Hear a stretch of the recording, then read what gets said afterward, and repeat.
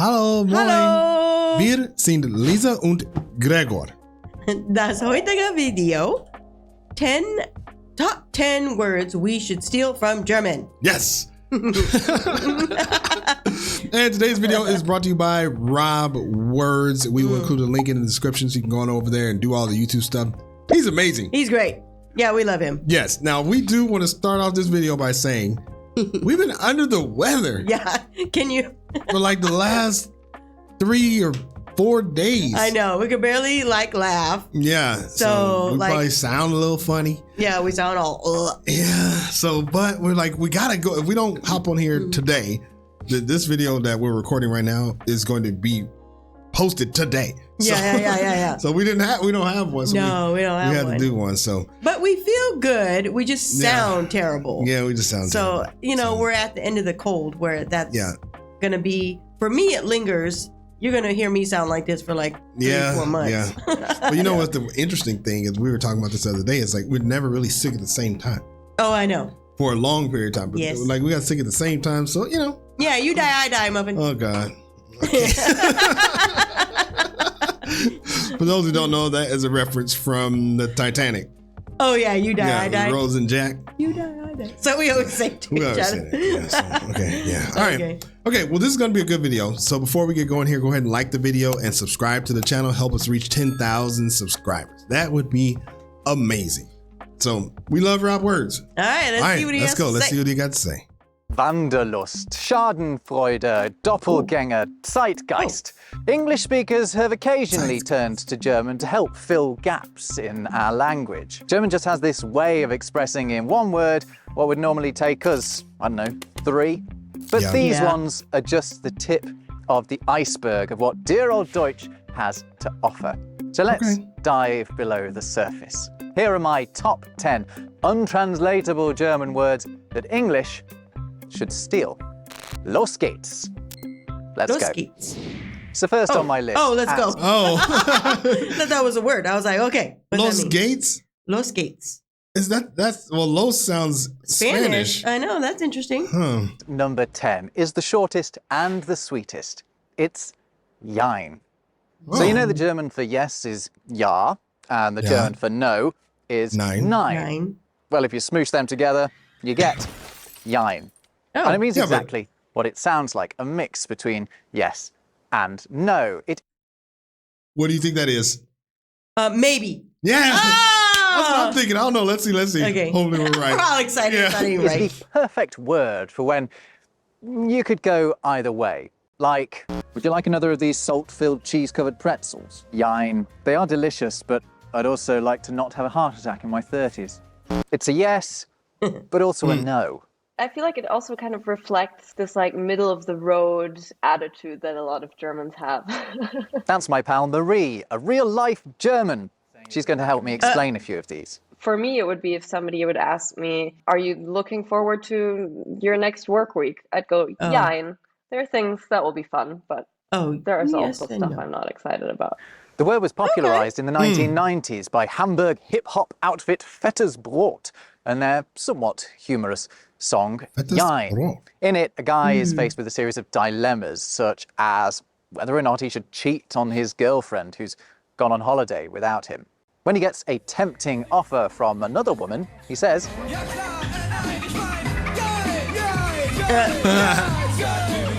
Wow. The reason jein is only at number 10 on this list is that we might be better off coming up with our own yes-no hybrid. I mean, Swedish has done, and I bet there are others. So how about yo? No, that's already taken. Ness? Ness? Ness, yeah. What do you think? Is that one any good? Jein. Number 9. I think with that, we just say yes or no. We just say yes and no. Like, we're boring. We just say yes and no. Like, are you looking forward to going back to work next week? Yeah. Yes and no. I don't know. Maybe like, I guess. Would it be more like, I guess? I guess. You know, yeah, but it's like, sure, but I don't really care. Yes and no, we don't have anything. We just have yes and no. I guess that's the problem. Because well, we have something for that feeling that he was saying, like you're going back to work. Do you want to go back to work? It's like, eh. It's like, eh. Yeah. It's like, Eh. Like, kind of means. Yeah, like, well, yes I would and say no. like, I guess, or I guess so. We have sounds. I guess so. Yeah. That's what I would say. I guess so. Like he said, if somebody. But I guess so just kind of means like no. Like. But it's saying yes. A little bit. A little bit. Okay. Okay. All right. Okay. Man, are we going to do this for everyone? I know. Maybe. Okay. The next German word that I think we should slot into the English language is Kummerspeck. Now, we can actually break this one down into two parts. Kummer, meaning sorrow or grief, and Speck, meaning bacon. Kummerspeck is that little bit of extra timber you may have taken on when you've turned to good lady gluttony for solace. This is the result of comfort eating, basically.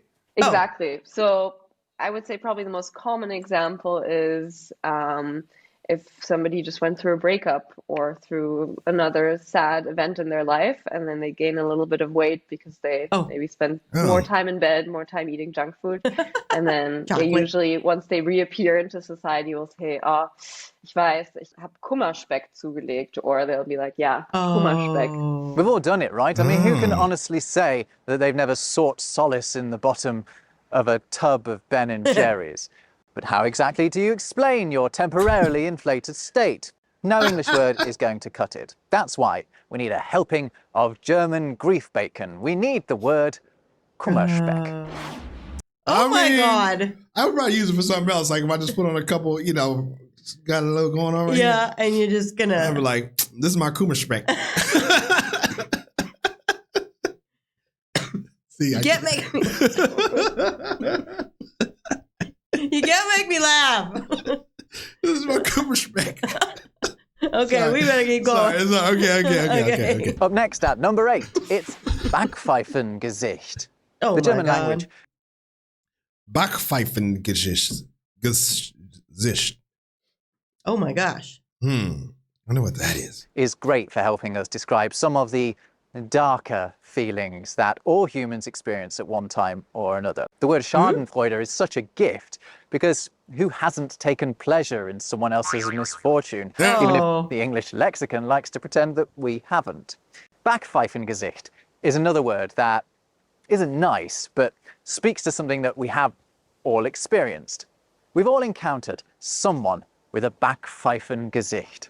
That is, a face that's just asking for a slap. You would say, der hat so ein Backpfeifengesicht. He has such a Backpfeifengesicht. He has such a slappable face. As German band Die Ärzte melodically put it, Wenn du glaubst, dass dich jemand braucht, wirst du dich Backpfeifengesicht. It essentially kind of means that you have an irritating appearance or that you're ugly.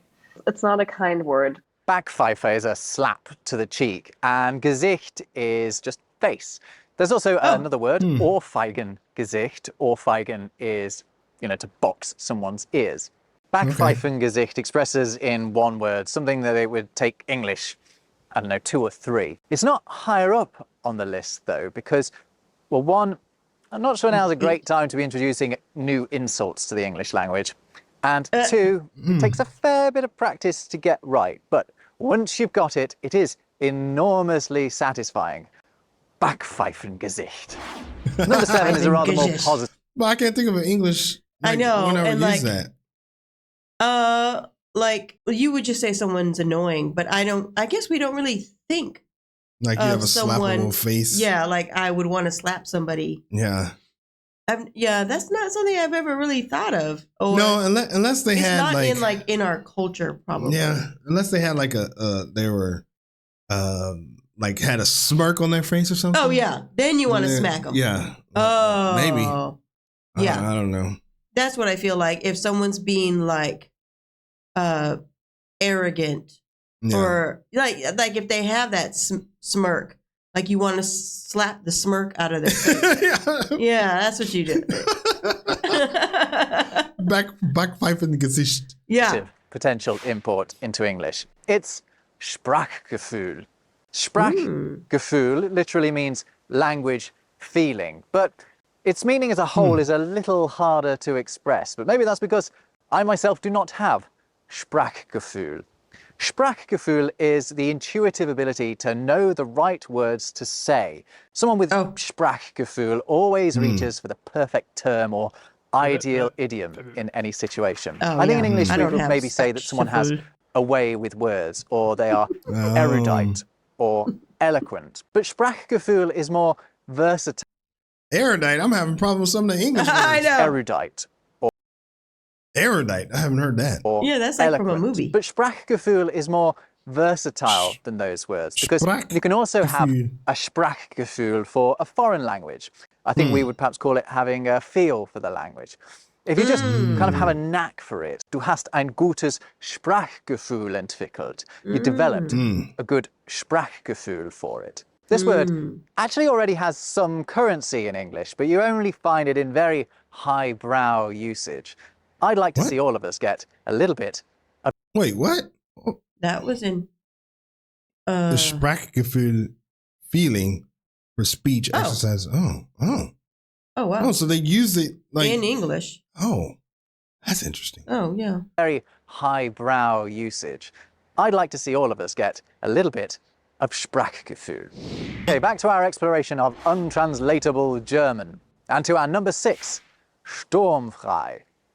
It breaks down into the words for storm and free, and it expresses the unique state of freedom that comes with being left alone in the house. Being able to do as you please without the usual storm of consequences. The best example would be if you're a teenager and your parents are out of town. You would have sturmfrei, but it works for adults too. Like, for example, I could write my friend, hey, ich hab grad sturmfrei, which would mean, hey, there's no one else here. Come over, we can party. She said all that super fast. Yeah, she said it really well. Well, I mean, she's German. She's German, but... It's always impressive, huh? I know. I want to hear her say it again. It's too. Like, for example, I could write my friend, hey, ich hab grad sturmfrei, which would mean, hey, there's no one else here. Come over, we can party.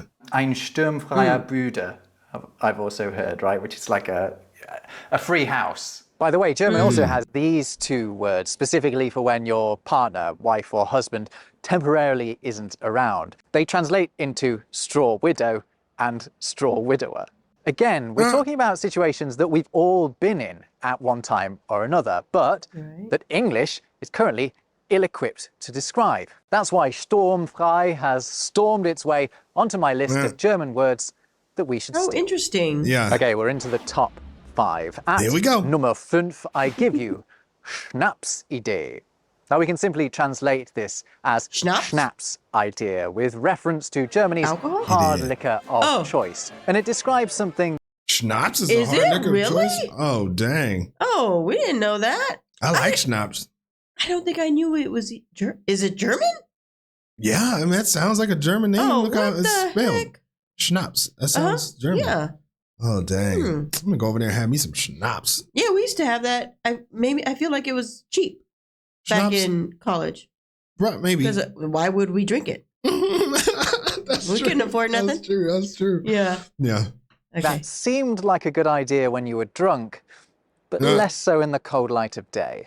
If somebody says das war eine Schnapsidee, it usually means it didn't work out. Would they be saying that it was literally an idea they had when they were drunk? Or could it be a bit like saying it was it was a pipe dream, it was never going to work out, I got carried away?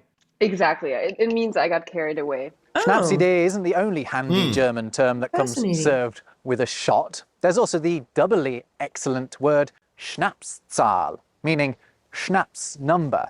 A Schnapszahl is a number like 11 or 33 or 55, one that gives you the impression that you're seeing double. How big a part of German culture is Schnapps? Huge. So you'll have a Schnaps while you're playing cards with your friends. You'll have a Schnaps after dinner. And when I have a stomach ache, my grandmother will be like, here's a shot of Schnaps. Shoot. No. Oh, boy, I wish my grandmother was from over there. I don't really have a drinking problem, but no, we don't. We barely even drink. We don't drink. It's just we barely drink. But that's funny. I had no idea. Well, I've heard people say, you know, they give you a little shot of whiskey or something when you have a cold or something like that. Oh, true. Yeah. Oh, but I had no idea. Schnapps. Idea. Snaps? How do we say it? Schnapps. Schnapps. We say schnapps. Okay. I had no idea schnapps was such a big deal over there. You know what it sounds like? It sounds like they would say, like, that's just the alcohol talking. Oh. You know, like if you say something crazy, it's like, yeah. You've been drinking. That's the alcohol but see, talking. we don't have a word. No, now we do. Schnapsstedea. Yeah. When I have a stomach ache, my grandmother will be like, here's a shot of schnapps. While we're talking German, Tipple, I simply have to introduce you to one of my favourite German words of all time. Wegbier. You could translate it as way beer, perhaps, and it's the bottle of beer you buy, perhaps from one of Germany's famous late shops, to drink on your way somewhere else. Usually somewhere where you intend. Is that like, was that like the alcohol store, the beverage store? Looked like it. I think so. Like one of the... Spätkampf. Well, that kind of looks like a small one, though. Yeah. To drink on your way somewhere else. Usually somewhere where you intend to drink even more of them. One of the best things about this country is that you can drink in the street and no one has a go at you. It's one of the few things they don't have a go at you for. Anyway, Marie, any more boozy terms we could borrow? One more important one related to beer is called Konterbier. So the counter beer. And essentially it's a beer to counter your hangover. It's the beer that you drink the next day after a heavy night of drinking when you're very hungover and you need a remedy. And so you have a small beer, and that's your Konterbier to counter your hangover. Fight fire with fire. That is perfect. Yeah, we have the phrase, the hair of the dog that bit you, which I think is a reference to an old rabies cure. And what's the best hair of the dog that you can get? It's an extra little beer, little Konter beer. Just a little one. I think in the U.S. that there's no word for it. There's no, that's the remedy. That is the remedy. Yeah. I don't think I've ever tried it. You know, you're so sick that you don't want to drink another. But so I don't know if that actually truly works. I just feel like if I had a rough night last night and I wake up tomorrow and the first thing I do is drink some more, like I'll probably keep drinking. Oh God. I probably would. I have a hard time just thinking I'm still drunk and just have one more and then okay, I'm done. I feel better. I don't know. It's just gross. It's gross. But yeah, I guess that's what everything he's explaining, we understand it. Yeah. But we don't have those words. No. We don't even call it a counter beer. No. Or a counter alcohol or whatever. No. We don't have a word. No, it's just a we thing. Just explain it. Yeah, drink some more. Yeah, so drink interesting. Yeah. I wonder why German did that. Because they're smart. It's just fascinating. It's fascinating. It's really fascinating, actually. Yeah. Now, I'm a little worried that all this talk of alcohol has knocked us a little bit off course. So let's get back to our top 10 German words that English should steal. And at number 4, it's Kopfkino. Now, this literally means head cinema, and it is all about the power of your imagination. The theatre of the mind is something that you do occasionally hear in English. Right, but that's basically what this is, right? It's how things play out in your head. Exactly. So it usually will be used if you're, for example, having a conversation with someone and they say something that evokes pretty vivid images for you mentally. So if my friend says, "Oh, I'm going to the Maldives tomorrow," then I'll be like, "Oh, Kopfkino," because I'll be like imagining her in the Maldives or imagining me in the Maldives, and I'll have this very vivid movie almost running through my mind. Kopfkino expresses something simply beyond the word imagination. That's why German has both. And I think we should too. That's why it's at number 4. Okay. I just want to take a moment here to discuss why German is apparently so good at coining the right term for the right moment. Well, if you look back at the words we've discussed so far, a lot of them have something in common. They're essentially just compounds made up of 2 or 3 other German nouns that have been attached to one another, like train carriages. And this is what German speakers down the centuries have been most likely to do when they've needed a new term for something. Whereas in English, we've tended to look beyond our own language when we've needed a new word. We've either built a new one from Latin or Greek or borrowed one from another language. When the television came along, we named it using this unwieldy mix of Latin and Greek. Whereas in German, it was named using existing German terms. By the way, television and Fernseher mean exactly the same thing. It'd be as if we'd called the TV the Farseer. So Fernseher is television. The Farseer. Oh, what? It sounds like he said the Farseer. So like you can see far, you can see far away from where you are. Oh, and they just took the two words together. It was like they made sense to them. Yeah. When we just, I don't know, just made up something from like, let's try this. From Latin, Greek, and I don't know. It's like making it harder. Yeah. Interesting. Same thing. It'd be as if we'd called the TV the Farseer. But there hasn't always been this difference in approaches between English and German.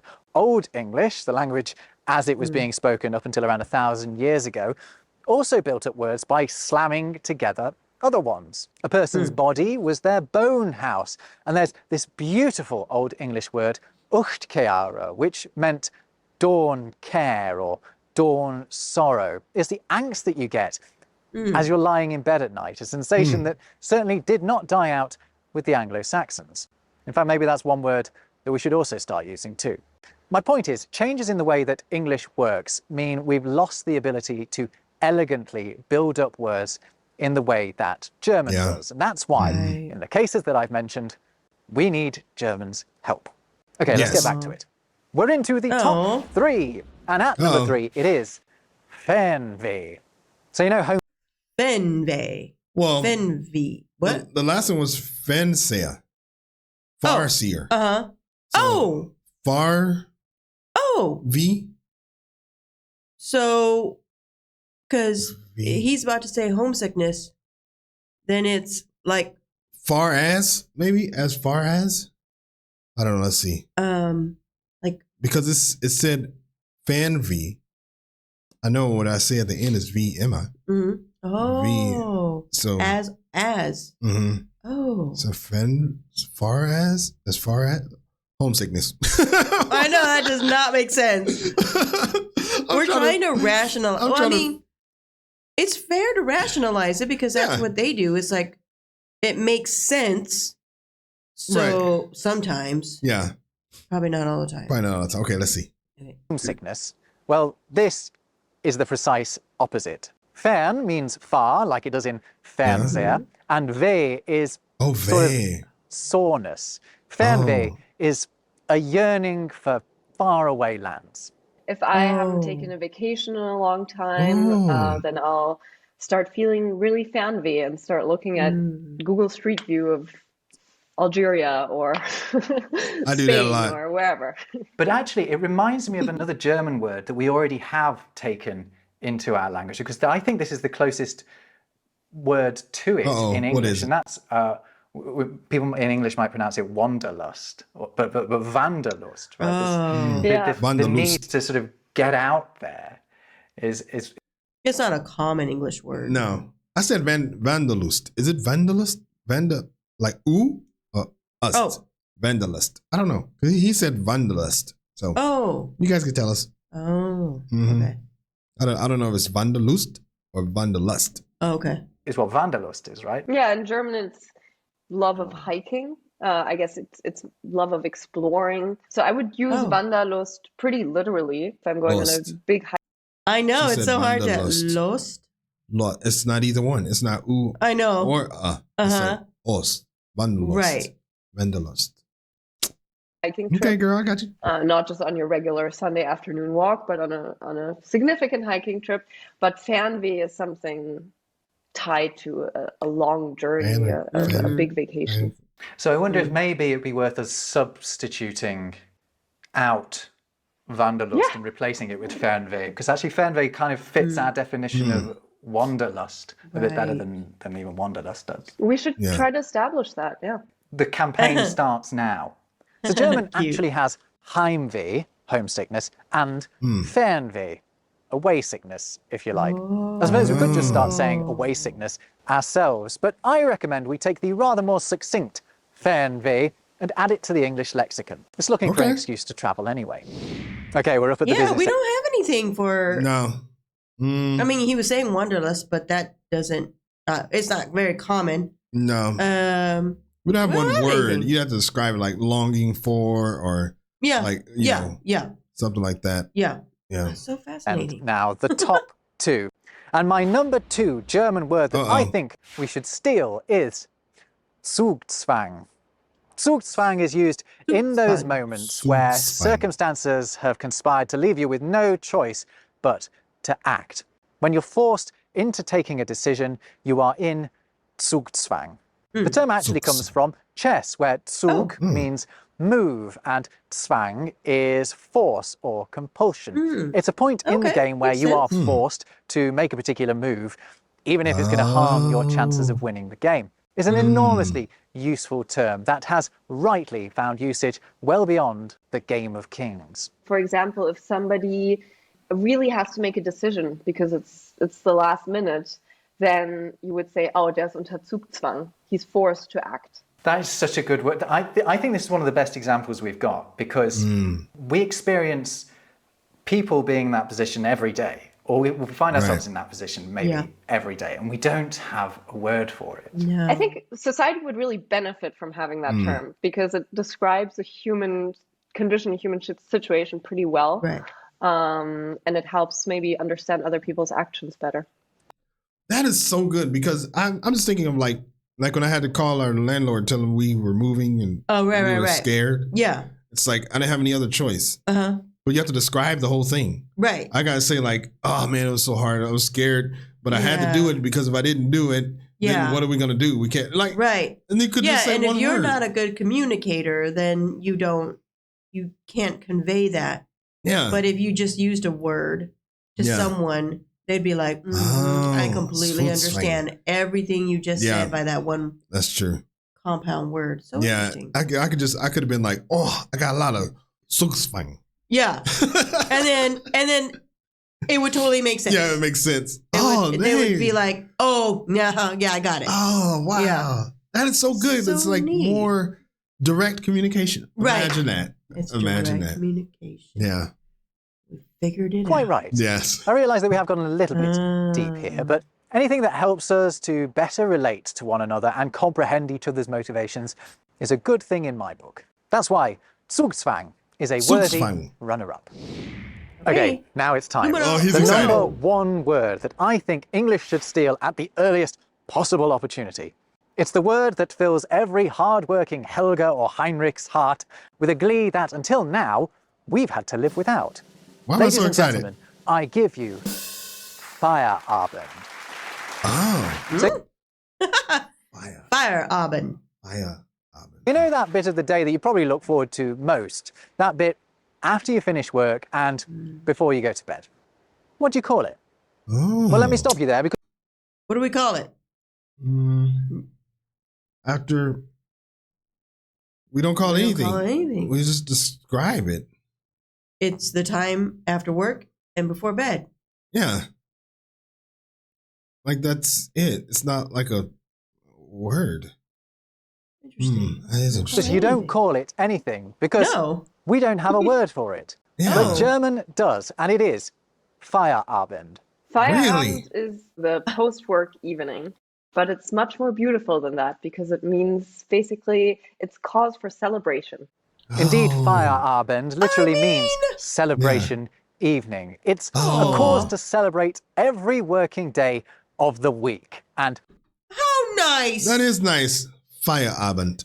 Then it means something. It's not just the time that that is between now I got to go back to work at night or the next day. I'm going to head home and I'm going to have this time of between when I got off work and when then I got to go to tomorrow. work the next day. Or I could just say Feierabend. Yeah, it's like you get to, because you have that thought, that word, which creates this thought. It's like you make the most of that time at night. Yeah. Who doesn't need that? Yeah, admittedly, the people you see blankly staring into middle distance on the train on the commute home don't appear to be in a particularly celebratory mood, but that's maybe because they haven't picked up their Wegbier on the way. And I'm also not sure what this says about how much Germans enjoy their jobs. But usually, the end of the day working in a German office comes with a chorus of schönen Feierabend, schönen Feierabend, have a great Feierabend. And I think we deserve that too. That's why Feierabend is top of my list of German words that I think English That is a good one. So which was your favourite? Let me know in the comments. There are also plenty more where these came from. By the way, Treppenwitz, Honigkuchenpferd, Sitz... Honigkuchenpferd. Look, he put that honey cake and a horse. Pinkler, which is... Sitzpinkler. Sitzpinkler. I have no idea what that guy's doing at the toilet. Oh, look. Treppenwitz. Has that laughing. Okay. Probably worth a whole video in itself. I'd welcome your suggestions for others. Next, check out my video about how to read German without... We watched that. We saw that one. Yes. That was so good. This video? Yeah. Oh, yeah, that was good. That's amazing. And that's only 10. I know. There's thousands, I'm sure. I mean, truly, it's just... The only word I keep thinking about is just, it's fascinating. Yeah, it really is fascinating. How they do that. And the thought of its directness. Yeah. It's like... And logical. That is what we have experienced Germans to be. Yeah. Very direct and very logical, which we like. Yeah. All right, well, let's take a look and see what the people got to say. All right, so this one here says, where? Schlimmsten? To ruin something by trying to improve it. Oh. Okay. That sounds like a good one. Yeah. Okay, a very useful word to steal would be doc. There's no completely ambiguous way of answering a negative question in English, so you don't want to come with us. How to answer with yes or no. Yes might mean yes, I don't want to. And no could mean no, I don't want to. Right. Doc lets you negate the negation. Oh yeah, negate the negation and answer positively. Doc means I want to come with you. So there's no confusion, because sometimes when you say, do you want to come with us? It's like, yes could mean no? I don't know. Yeah. But I guess he's just saying Doc is more straightforward. Yeah. And direct. Yeah. Your name, Rob words make sense. Oh, yeah. Because it's like describing, taking two words and putting them together. Yeah, exactly. All right. Well, that was really good. Thanks for bearing with us through our little... Yeah. It's probably a lot of cuts in this video because we just coughing and all kind of crazy stuff. Yeah, sorry. We really wanted to get something out today. Yeah. Yeah.